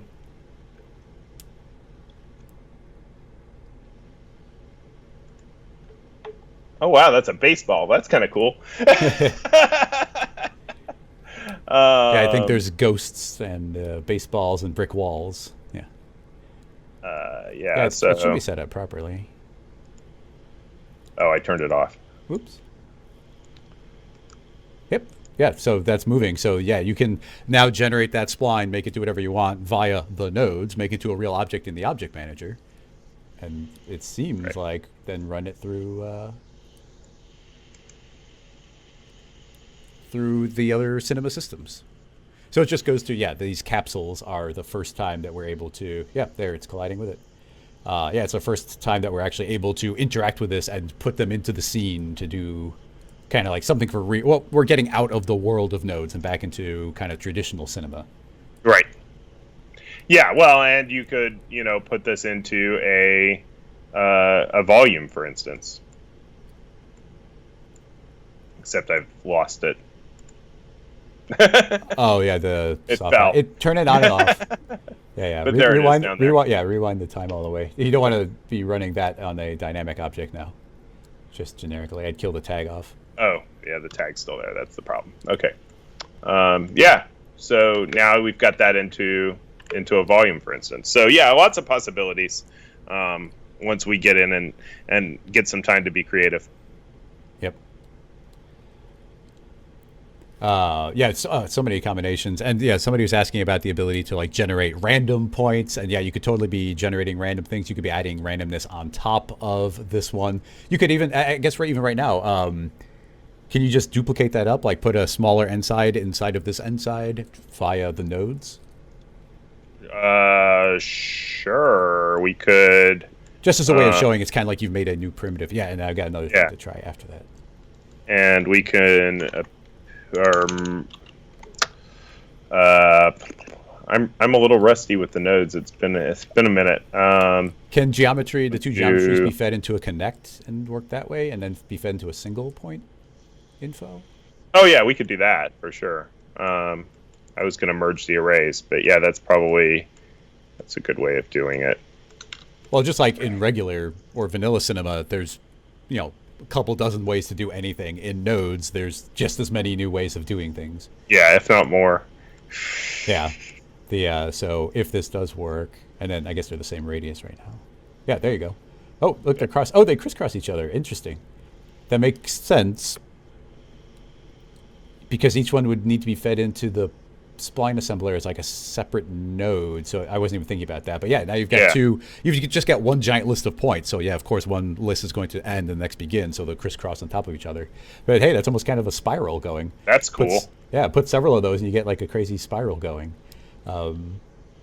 But yeah, but what I was going to suggest now to show people is promoting some of those parameters. Although, is this object set up to promote parameters? Yeah, we could do that. So we can go ahead and connect node to the root on that radius, and we'll connect node to the root on this radius. And let's see, this is the, I don't know which is which. I guess this is the inner and the outer. And now up here we have the inner and the outer. But you see those controls are now directly on the object. So this is almost like a little mini plugin. Right. Totally. And we can go in and let's go ahead and add in the sides. And now we can tweak that. Yep, individually, or you could have that one parameter tie into both of them, or be a multiplier. The inner one is always half the amount of the outer one. So yeah, the ability to just start combining everything. And even here, you see there's just a couple of nodes, and they output that final result. It's now in, Object Manager, so usable vanilla Cinema, and it can be fed into Dynamics. It can be fed into the volume builder, swept or extruded. Totally. Let's see. There's people are saying that there needs to be a teapot primitive, a cow primitive. Yeah, I was thinking about that. I was going in and looking for different types of primitives that we could create. I know it's not a primitive. Just haven't had time. I know it's not primitive, but you want to show that assets could be brought into the interface.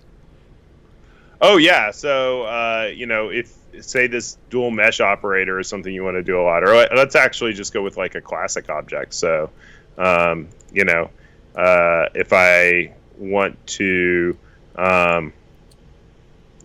let's party hat. Okay. So if I just right click and choose customize palettes, can drag the party hat right up into the palette, and now I have my little party hat button. Yep, and that's just a model that was brought into the asset browser, but now can be dragged in as an icon. So it's almost like that's a little mini tool by itself, like just getting integrated directly. And you can always customize crazy palettes. I showed that in my video where you can combine several different tools and then collapse them down into a single icon that can become a flyout. And of course, those can become context sensitive if you wanted to. Yep, so many different combinations. Somebody's requested. Said that I was going to show something, and I forgot what it was now. Oh, I don't know what it was. What's somebody requesting? Maybe that'll spark my memory. Oh, I know what I was going to say. This is kind of something that we haven't really talked about, but there is an option now. See how I can show this. Well, we'll just do this, but if you have, let's do it this way. So if you have an object like the pin flag, you saw in that global pins that I had the ability to choose between the various ones. Mm-hmm. So we needed a way to actually embed objects inside of the assets. So what we've got now is this opportunity where you can, I'm just going to go ahead and connect and delete this, and then we'll drag it into the node editor. And here on the geometry, we can choose to copy the value. Copy the value. Which... Copy type? Copy isn't showing up. There's a way to do this, and I forgot it. Yeah, I'm not familiar, so I can't help.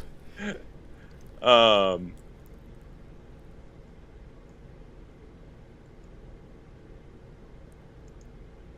copy value, and then we can create value node from clipboard. And now we have that as an object. So we can feed, we'll just feed that straight into the geometry here instead. And okay, I did something wrong. But there's a way now to embed the geometry into your assets. And that's what we did with that global pins. I was wondering about that. Yeah. So if you dig into that asset, which again, all the assets, the cool thing is that you can go in and choose to edit the asset, and you can see all of the gnarly stuff that I did when I built this. But if you go in here, you'll see that here we have the tack and the pin and the flag, and they're just stored data within this asset. And then, of course, we just got a switch node to choose between them. Mm-hmm. Yeah, and just for everybody out there, I know that, a lot of people use things like Espresso, but not everybody does. And when you look at nodes, it might feel intimidating that it's so crazy. And, right now it is a lot. There's a lot to learn, and it's still continuously changing. So don't feel like you're left out yet. Like it's not quite ready for being fully out there in the world. But when you see a big final setup like that, there's a good chance that when Rick opens that up, he's like, I don't know where anything is anymore. While you're building it, it's like, okay, I made a very simple thing. Like I've got a pin and it's getting output. And then you make a couple nodes. It's like, okay, now the pin goes on the correct spot on the sphere. And then you bundle that up and you move it to a spot. And you're like, okay, now the next pin gets generated. And as you work through, it's very logical to step through. So at the end of the day, you see 100 nodes. It's like, I have no idea what I'm looking at. This is crazy. But while you're building it, it's actually very logical as you step through. Totally. And, we do have the ability to add the comments onto the nodes. This is the one that does the stuff. Yeah. Always a good idea to. And those show up right here, and you can hide them or show them.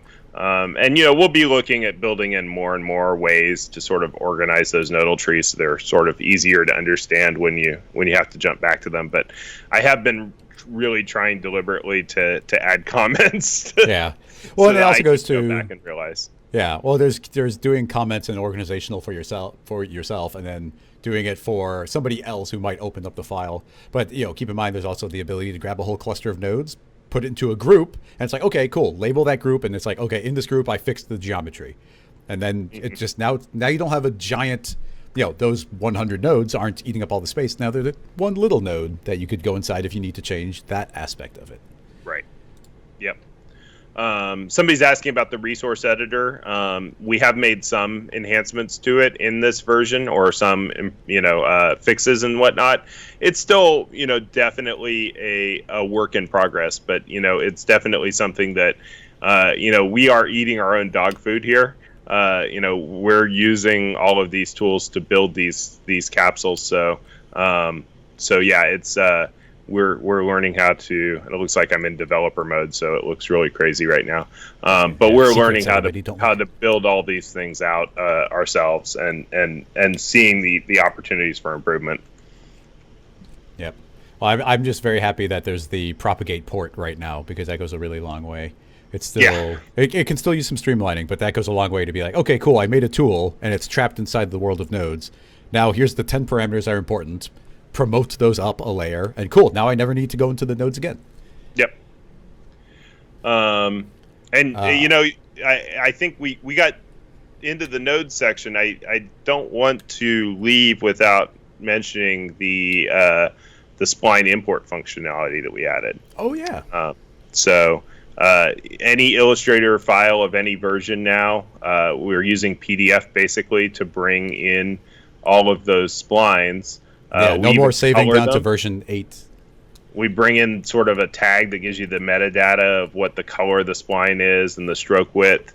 But we've also made it possible to use the vector object. And so this gives you a parametric option where you can go in and tweak the extrude depth or the layer offset of each layer. Basically, we automatically build an extrusion from each filled path and a stroke from each stroke path. And in a lot of cases, this can be a good starting point to just getting a 2D logo into 3D, and then you can always make it editable and go in and deal with individual letters and do fun stuff with them. Yeah, and as we long as also it's added still... support for SVGs along the way too. So in addition to supporting AIs, you can bring in SVGs. Yeah, it's very nice. And when it comes to that object that got imported, that's a live link to the file. So if you go and you update your Illustrator file, you can just click one button and it'll refresh in Cinema and show you the updated version there. And then something I had just done on a whim, but I had taken a dynamics tag and just put it directly on here, and each individual extrude fell apart properly. So it's like, yep, it can even still be parametric and have full dynamics run on it. Yep. So this is super handy. Somebody asked sort of what the difference is between this and the CV ArtSmart plugin. This is a completely new development, and it adds a lot of more robustness. It's obviously all C++ now, whereas ArtSmart was Python, and it supports some new features like some of the color profile transformations. Symbols are now supported. That was something that we didn't support previously in ArtSmart. So you're basically just going to get a lot more robust and reliable import of the splines. And of course, we added the SVG support as well. Yep. Excellent. We've only got 5 minutes left. Like I said, I've got a hard out today. But is there anything else to sneak in? Do you want to do a quick demo of the Tack Modifier, maybe the spring stuff? Oh, sure. And there's even just somebody asking about it if there's anything that might involve character stuff. Yeah, so this one I have to give EJ credit for the scene file. It looks very EJ. He's much better at animating spears than I am. Basically what we have here is this is sort of the original animation, and then these are all modifications that were made just by adding the Tack Modifier tag. So I'm just going to modify the original one here so that we can kind of see what's going on, and we can go in here and we can add springiness to it, and you can adjust your stiffness and your drag and really add this secondary animation on top of the keyframed animation that's already there. We have options here in posterization, so you can make stop motion effects, you gotta zero out that spring layer or put a new tag on. Is that what happened? Yeah, there we go. And so here we have a stop motion effect, and the cool thing is that this is animatable, so we could go from regular speed and then bring it into a stop motion effect, or we can actually mix stop motion effects with other fully animated things in the same scene. So you've got the posterization. Let's clear that, and you can offset the animation, so we can just have it wait 30 frames to start. We can set the time factor, so we can have it be twice as fast or half as fast. Yeah, it's hard to tell with the step frames. Yeah, that's the problem. Let's turn that off.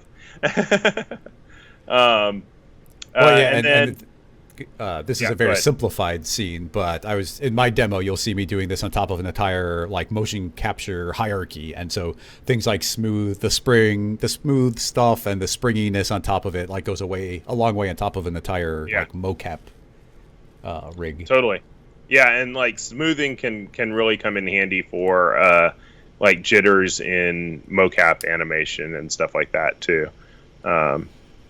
So yeah, that's another one that folks are going to have fun playing with, I think. Yeah, I think that covers most of the new stuff. There's little things sprinkled in all over the place. But yeah, is there any final questions that we can tackle that anybody has? Jump in now or forever hold your peace. I'm checking other questions. Lots of conversation going on. Yeah, I don't know how you do it. It's hard to follow this chat at the same time. I ignore it. I completely ignore the chat while I'm answering a question. I jump back. Oh yeah, I remember that from all those times that I've been, Chris, it's the buttons over here. There have been times I try and pay attention to the chat, and you just keep on. It goes to what often happens is I have a very specific thing in mind, and other people aren't thinking the same thing, and they're trying to answer a question for you, but they have a different train of thought, so it ends up with a lot of dead ends. So I've just learned to be like, I just have to focus as long as I can, and then ask a specific question. And that's why everybody knows that once I start wrapping up a question, feel free to repost, because who knows how much time has passed. PHM is asking for particles from nodes one day. I'll second that request. I'd love to see a nice new particle system. That'd be a good way of getting people into the world of nodes, would be some new particles. Yep. Let's see. Can you use fields with, what's the motion modifier? Unless Kent Williams... I think he's talking about the track modifier. The track modifier, yeah. I don't think there's fields inside that. No, there's no fields, but that would be interesting to see if there was a way to bring those together somehow. Yeah. If the springiness could be driven via a field, like just the strength, that would go a long way. That should totally be doable. There's another request. Quick, everybody. What's another request? How many requests can we get to Rick before he goes? Is there a way for an object to pass a polygon selection to a capsule? Well, you can get access to selections. Yeah, when you use a classic, object in the node context, the geometry will include all the selections, the vertex maps, and everything that are already applied to that. Yeah, when you saw earlier, when I dragged in the selection node, I think that you could also just type in the name of any given node, right? And it would take that on. Would that work from just a polygon selection tag on top of an object, or does it only work internal to the nodes? Sorry, I completely missed what you were saying because I was trying to read the chat. Oh, yeah. Just the select node. You can type in the name of a selection. I just don't know for sure if you can do a name of a selection from an external selection tag on just say the. I think so. But I'm assuming you can. But you should be able to. Well, anyway, we don't have to read them all out, but you're starting to get a list of things people would love to see. So. Yeah, why'd you do that, Chris? Because it would be funny. Thank you so much, everybody. I'm not going to address each one of them individually, but I'll just say that these are all great ideas, guys, and some things that are definitely things that we've been talking about and looking at. So. Yep. Well, it can be a list that he just copy and pastes, and you can take a look at sometime later. Yeah. But yeah, thanks everybody for coming in and asking questions, checking out the new stuff. I'll have a regular episode next week, but I think there's only gonna be like 1 or 2 more episodes in the season. We're at the end. We're already past 30, which is a pretty good amount. Thank you so much, Rick, for joining me as a guest again. I think this is your 4th time being a guest. Maybe actually, it's the 4th time since we started linking the folders. Right. But yeah. But, no, I'm not frozen. Yeah. But that should actually wrap all this up. Again, thank you, everybody. And anybody who happens to be in Chicago, I'll see you at Half-Res soon, like later tonight. And otherwise, that should do it. All right. Yeah. Thanks again, Rick. Thanks everybody. For joining us, everybody. Bye-bye. And boop.